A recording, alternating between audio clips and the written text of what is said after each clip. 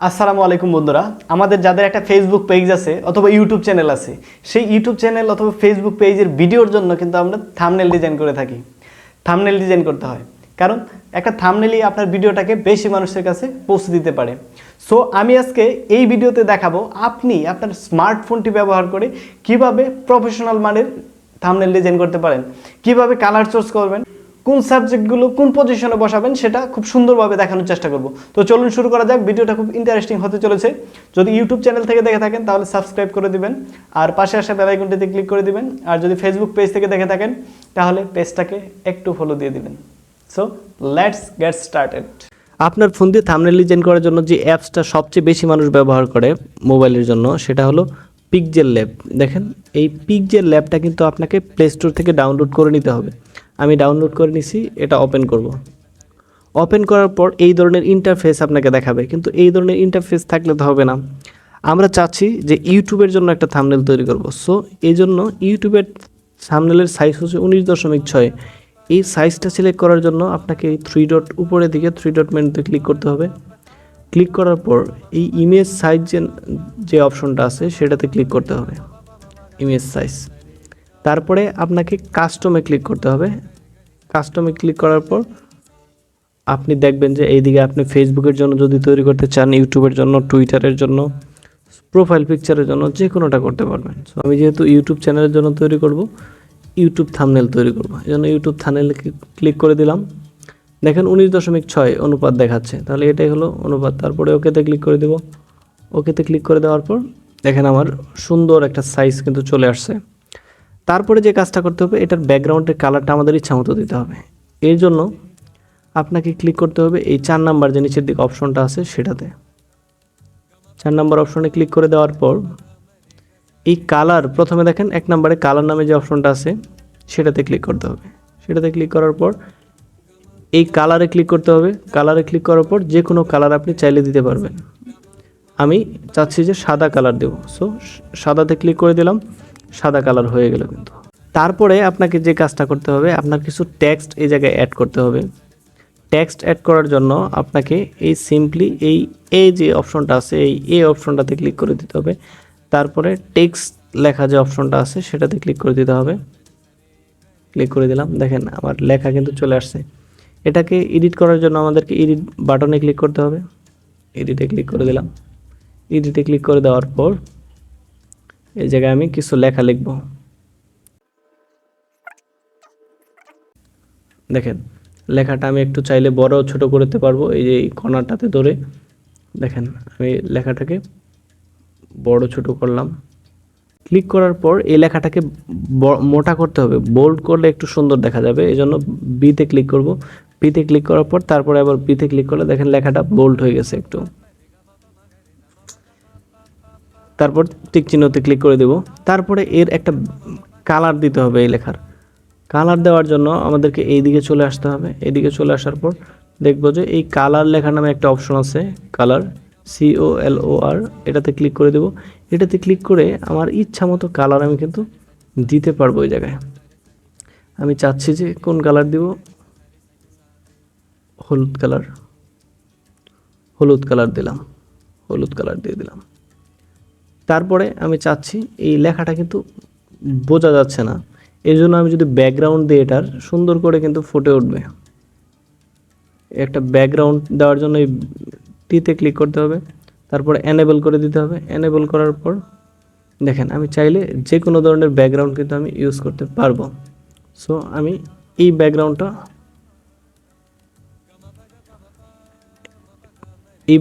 আমি ইউজ করে দিলাম। ইউজ করে দেওয়ার পর এখনও কিন্তু লেখাটা ভালো দেখা যাচ্ছে না। সো আমার এটার আশেপাশে যদি একটু পেডিং থাকতো তাহলে কিন্তু খুব ভালো দেখা যাইতো। সো পেডিং দেওয়ার জন্য, পেডিং বলতে আসলে মূলত আশেপাশে একটু ফাঁকা জায়গাকে বোঝায়। এই পেডিং দেওয়ার জন্য এই ব্যাকগ্রাউন্ডে ক্লিক করতে হবে।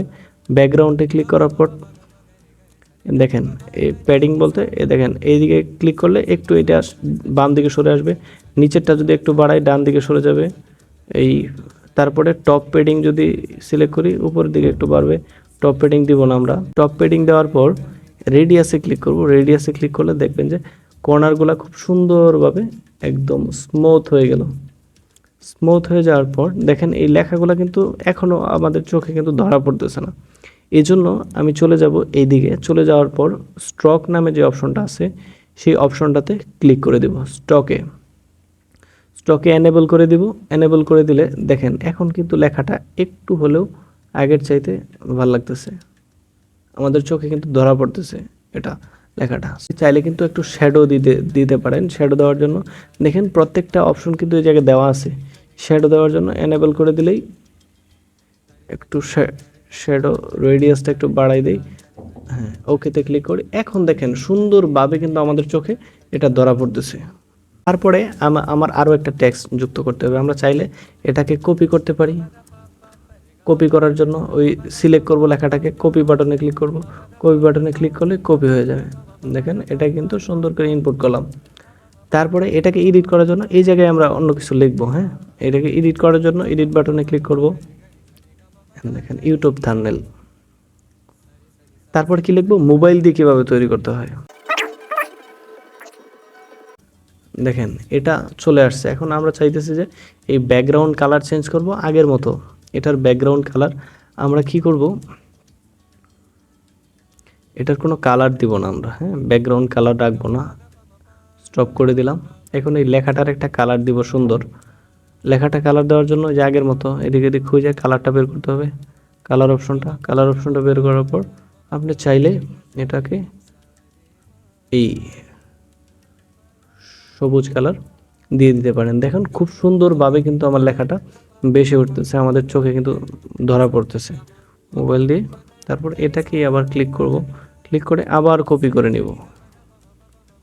কপি করে নেওয়ার পর এই জায়গায় লিখব যে কীভাবে তৈরি করবেন।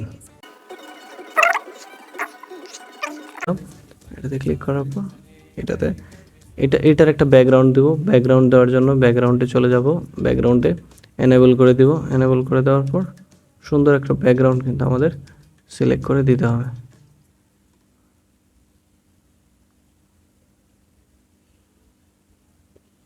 যেই কালারের সাথে যায় সেরকম একটা ব্যাকগ্রাউন্ড আপনাকে কিন্তু সিলেক্ট করতে হবে। এটা ভালো লাগতেছে, এটা দিয়ে দিব। কিন্তু আমি এই শ্যাডোটা একটু কমিয়ে দেব। শ্যাডোটা কমিয়ে দেওয়ার পর এটা আমি একটু বড় করে দিলাম। বড় করে এটার ব্যাকগ্রাউন্ডের সাইজটা, প্যাডিংটা একটু বাড়িয়ে নিই। প্যাডিং বাড়ানোর জন্য আমাদেরকে এদিকে একটু top left padding, right padding এটা, তারপরে রেডিয়াসটা করে দিই। সো দেখেন খুব সুন্দরভাবে কিন্তু এগুলা সেট হয়ে যাচ্ছে। কিন্তু এই কালার তো সবুজ রাখলে হবে না, এই কালারটা একটু চেঞ্জ করতে হবে। সো একটু চেঞ্জ করব। ভিডিওটা বড় হলেও আশা করি নতুন কিছু শিখতে পারবেন। এটা একটু এই কালারটা একটু চেঞ্জ করে দেই। কালারটা কি দেওয়া যেতে পারে, কালার অপশনে ক্লিক করে আপনি কিন্তু কালারটা সিলেক্ট করে দিতে পারবেন। সাদা কালার যদি দিই, এই কালার যদি দিই, তাহলে দেখেন এই লেখাটা কিন্তু মোটামুটি ভালোই সুন্দর দেখা যাচ্ছে। সো এটা তারপরে আপনাকে কি করতে হবে, আরও একটা লেখা আমরা অ্যাড করব ওই জায়গায়। এটা কপি করার জন্য কপি বাটনে ক্লিক করব। কপি বাটনে ক্লিক করার পর তারপরে এডিট বাটনে ক্লিক করব। এডিট বাটনে ক্লিক করার পর সো এই ছোটো করে করলাম একটু।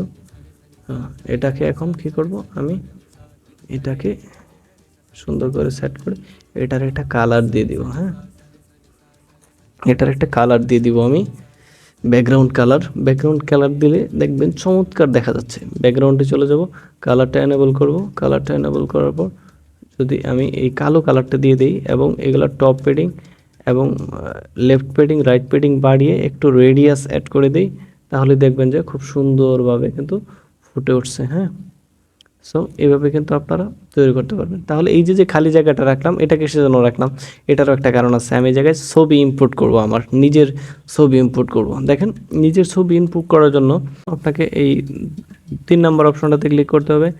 3 নম্বর অপশনে ক্লিক করার পর এই যে ইমেজ ইম্পোর্ট এটাতে ক্লিক করতে হবে। ক্লিক করার পর যে কোনো একটা ছবি আপনি সিলেক্ট করে নেবেন। অবশ্যই সেই ছবিটার কিন্তু ব্যাকগ্রাউন্ড রিমুভেবল হতে হবে। ব্যাকগ্রাউন্ড যদি রিমুভ না হয় তাহলে কিন্তু আপনার ছবিটা সুন্দরভাবে দেখা যাবে না, ভালো ভালো দেখাবে না, কিন্তু ব্যাকগ্রাউন্ড রিমুভ করতে হবে। দেখেন এটাকে আমরা সেন্ড টু ব্যাক করে দিই। সেন্ড টু ব্যাক করে দেওয়ার পর দেখেন এটা একটু ছোট করে দিই, এটা একটু ছোট করে দিই।